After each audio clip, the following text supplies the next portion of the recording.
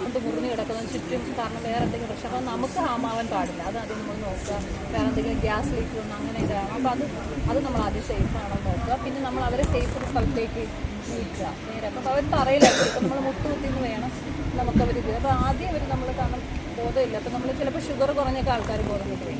അപ്പോൾ നമുക്ക് കാരണം അത് ആദ്യം അറിയില്ല. നമ്മൾ കാരണം ആദ്യം അവരുടെ തോളിൽ ശക്തിയായിട്ട് അടിച്ച് നോക്കുക, വിളിച്ചു നോക്കുക, സാർ അറിയോ, ഓക്കെ അറിയോ അങ്ങനെ. അപ്പോൾ പക്ഷേ എന്നിട്ട് 2-3 പ്രാവശ്യം നോക്കുമ്പോൾ റെസ്പോണ്ട് ഇല്ല. അപ്പോൾ നമ്മൾ പെട്ടെന്ന് നോക്കേണ്ട അവരുടെ പൾസ് ഉണ്ടോ എന്ന് നോക്കാം. നമ്മൾ സാധാരണ ഹോസ്പിറ്റലൊക്കെ പോകുമ്പോൾ കയ്യിലല്ലേ പിടിച്ചത്. ഇത് നമ്മൾ കാണാം റൈറ്റിൻ്റെ ഇവിടെ ലെഫ്റ്റ് സൈഡോ റൈറ്റ് സൈഡോ ചെറിയൊരു ഗ്രൂവ് കാണും. ഇവിടെ എന്ന് വെച്ചാൽ സൈഡിൽ നമുക്ക് പൾസ് ഫീൽ ചെയ്യും, അതുണ്ടോ എന്ന് നോക്കാം. അപ്പോൾ നമ്മൾ അത് ഫീൽ ചെയ്യുന്നു. ഇങ്ങനെ നമ്മൾ നോക്കുമ്പോൾ ആ സമയം തന്നെ നമുക്ക് ശ്വാസം എടുക്കുന്നുണ്ടോ, നമുക്ക് അവരെടുക്കുന്നുണ്ടെങ്കിൽ തട്ടും, ചെസ്റ്റ് അനങ്ങുന്നുണ്ടോ എന്ന് നോക്കാം. അപ്പോൾ ഇതൊന്നും ഇല്ലെങ്കിൽ നമ്മളപ്പോൾ എത്രയും പെട്ടെന്ന് CPR സ്റ്റാർട്ട് ചെയ്യുക. കാരണം അവർക്ക് എന്തെങ്കിലും മേജർ പ്രശ്നമുണ്ട് എന്ന് മനസ്സിലായി. കാരണം അവർക്ക് ഹാർട്ട് വർക്ക് ചെയ്യുന്നില്ല, മനസ്സിലായി. അപ്പോൾ നമ്മൾ ഹാർട്ട് ശരിക്കും ഒരു പമ്പിങ് ഓർഗൻ അല്ലേ, ബാക്കി എല്ലായിടത്തേക്കും രക്തം സപ്ലൈ ചെയ്യുന്നതാണ്.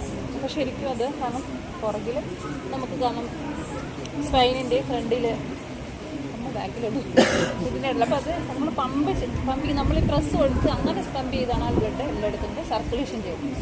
അത് കാരണം നമ്മളിപ്പോൾ പ്രസ് ചെയ്യുമ്പോൾ അത് കാരണം ബാക്കി ബ്രെയിനിൽ, പ്രത്യേകിച്ച് നമ്മൾ വൈറ്റൽ ഓർഗൻസ്, ബ്രെയിന്, ബാക്കി ലിവർ, ബാക്കി എല്ലാം ബ്രെയിനിൽ നമുക്ക് പെട്ടെന്ന് മാക്സിമം കാരണം 20 സെക്കൻഡ്സ് 20 മിനിറ്റ്സ് ബ്രെയിന് തോന്നുന്നില്ലാതെ നിൽക്കത്തുള്ളൂ, നമ്മുടെ ഓക്സിജനും ഷുഗറും ഒന്നും ഇല്ലാതെ. അപ്പോൾ അതിനകത്ത് നമ്മൾ ചെയ്തില്ലെങ്കിൽ ബ്രെയിൻ പിന്നെ നമുക്ക് ഒന്നും തിരിച്ച് കിട്ടത്തില്ല.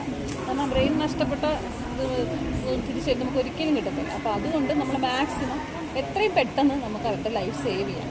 അതിനുവേണ്ടി ഇപ്പോൾ നമുക്കൊരു ചെസ്റ്റ് കംപ്രഷൻ നമ്മൾ ഉദ്ദേശിക്കുന്ന കാരണം നിപ്പിളിൻ്റെ മിഡിലായിട്ട് നമ്മളൊരു ഇമാജിനറി ലൈൻ, നമുക്കിപ്പോൾ കറക്റ്റ് അവർ അത് നോക്കാൻ പറ്റത്തില്ല സമയം. അപ്പോൾ നമ്മളിങ്ങനെ അതിൻ്റെ മിഡിലായിട്ടൊരു ഇമാജിനറി ലൈൻ നമുക്ക് വരയ്ക്കാം. അതിൻ്റെ നടുക്ക് ശരിക്കും നമ്മുടെ നെഞ്ചെല്ലിൻ്റെ താഴെ ആ ഭാഗത്ത് കറക്റ്റ് നമ്മൾ കാണുന്നത് വെച്ചാൽ നമ്മുടെ നോണ്ടോമി, അതായത് നമ്മളിപ്പോൾ എഴുതുന്ന വലത്താണെങ്കിൽ ഇടത്ത് കൈയാണ് ആദ്യം വെക്കേണ്ടത്.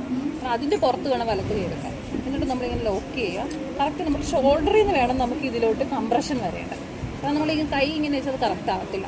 100 to 120 ടൈംസാണ് നമ്മൾ ചെയ്യേണ്ടത് പെർ മിനിറ്റ്, മനസ്സിലായോ. കണ്ടിന്യൂസ് ഒരു 30 നമ്മൾ കൊടുക്കാം, അങ്ങനെയാണ് കേട്ടോ. അപ്പോൾ അതിന് വേണ്ടി നമ്മളിപ്പോൾ ഈ കറക്റ്റ് ഇട്ടിരിക്കുക ഈ ഒരു പൊസിഷനിൽ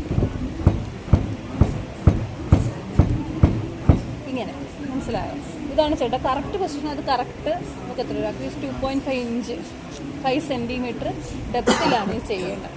ചിലപ്പോൾ നമ്മൾ പെട്ടെന്ന് നമുക്കിപ്പോൾ എല്ലാവർക്കും പറ്റത്തില്ല. അപ്പോൾ നമുക്കത് ചെയ്യുവാണെങ്കിൽ കറക്റ്റ് അത് നമുക്ക് എഫക്റ്റീവായിട്ട് സപ്ലൈ നമുക്ക് ബാക്കിയോട് എത്തിക്കാൻ പറ്റും.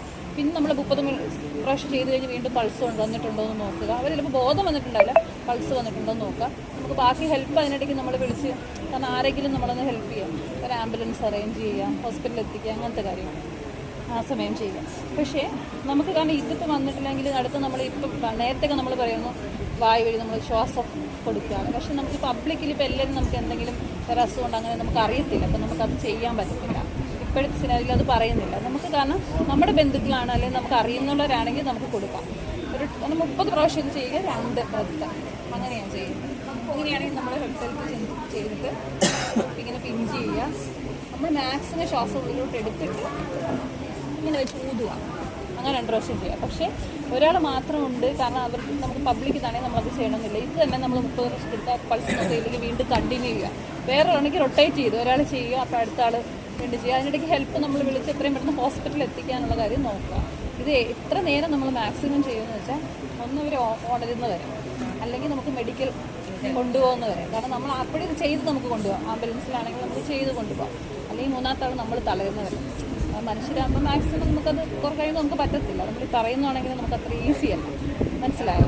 അപ്പം നമുക്ക് പറ്റുന്ന രീതിയിൽ ഒരാളെങ്കിലും നമുക്ക് ജീവൻ രക്ഷിക്കാൻ പറ്റിയാൽ അതുകൊണ്ട് ചെയ്തു അതുകൂടെ ഉണ്ട്. ഒന്നും കേട്ടാൽ മാത്രം പോലെ.